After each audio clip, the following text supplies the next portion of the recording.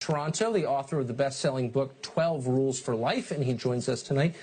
Professor Peterson, really simply, what happens to boys when you tell them that masculinity is toxic?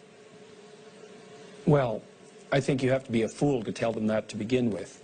I mean, the first question is, why are we talking about toxic masculinity exactly?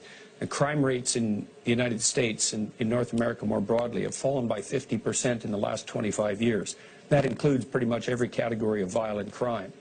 And so the term itself is terribly defined. I think it's appalling that faculties of education are pushing this sort of nonsense. And I think that if your kids are exposed to that kind of idiot social justice pseudo-education, that you should pull them out of the schools. So everything about the idea is ridiculous. And pull them out because it does damage to them? Well, because they're not being educated, they're being propagandized.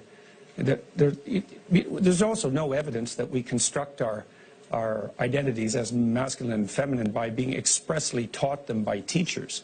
You know, that almost all that's learned by example to the degree that it's learned, and a tremendous amount of it is consequence of biological inclination.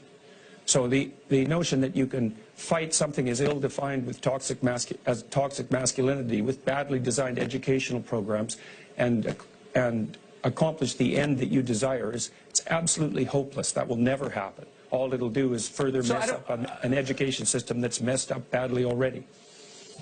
I don't want to call you out on live TV, but what you're suggesting is that the genders are biologically fixed, and we know that's not true because no, they're not. They're not Facebook tells us fixed. it's not true.